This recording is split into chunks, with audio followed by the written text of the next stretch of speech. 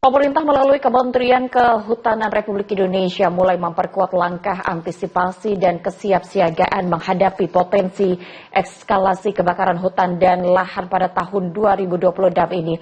Langkah ini diambil menyusul prediksi musim kemarau yang akan berlangsung lebih panjang dan lebih kering dibandingkan tahun sebelumnya. Guna meningkatkan sinergi pencegahan potensi karhutla menjelang musim kemarau, Kementerian Kehutanan RI menggelar rakortas bersama BMKG dan BNPB. Menurut Menteri Kehutanan RI Raja Juli Antoni bahwa fokus utama pencegahan tersebut diarahkan pada wilayah dengan tingkat kerawanan tinggi, mengingat sebagian besar wilayah Indonesia diprediksi memasuki musim kemarau pada bulan April hingga Juni mendatang. Berdasarkan data lapangan per Maret 2026, potensi luas areal karhutla diperkirakan mencapai 10.175,48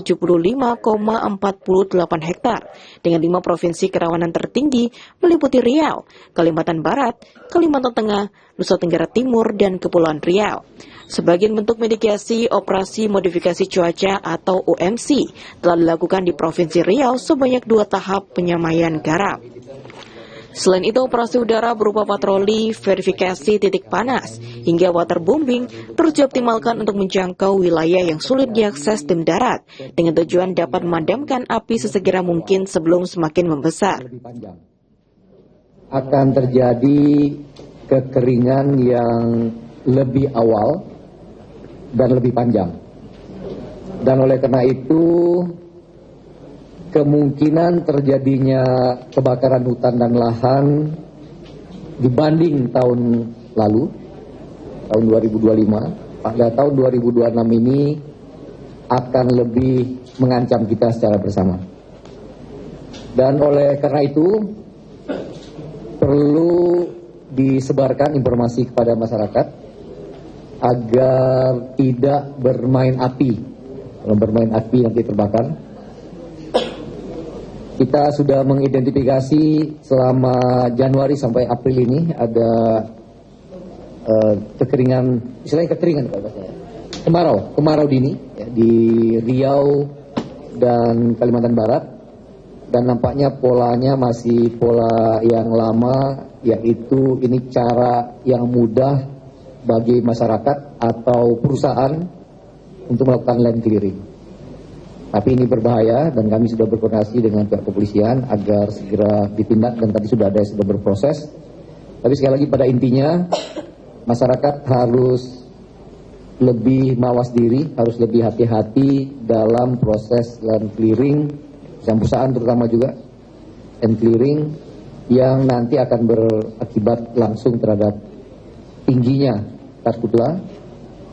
Dari pihak pemerintah, kami terus melakukan koordinasi. Sudah ada satu apel siap siaga di Riau yang diselenggarakan dan dipimpin langsung oleh Pak Menko Polhukam. Namun koordinasi yang bersifat formal maupun informal terus dilakukan. Terutama saya tadi mengatakan pada rapat, kalau kita lihat keberhasilan kita selama ini, salah satunya adalah tingkat koordinasi dan kolaborasi antara KL yang berjalan dengan baik, termasuk antara pusat dan daerah. Yang pertama. Yang kedua juga pemanfaatan data saintifik yang banyak disediakan oleh BMKG, terutama untuk operasi modifikasi cuaca. OMC ini tidak hanya dilakukan pada saat terjadi kebakaran hutan, namun juga sebelum prevensi, di mana kita melakukan rewetting atau pembasahan terhadap terutama lahan gambut yang tingkat apa istilahnya PM tingkat tinggi muka air tanahnya sudah berkurang. Tanya upaya teknis ketegasan hukum turut ditegakkan. Sebanyak 12 perizinan berusaha pemanfaatan hutan atau PBPH di berbagai provinsi seperti Jambi hingga Kalimantan Barat kini dalam pengawasan ketat dan telah dikenakan sanksi administratif akibat pelanggaran terkait karhutla.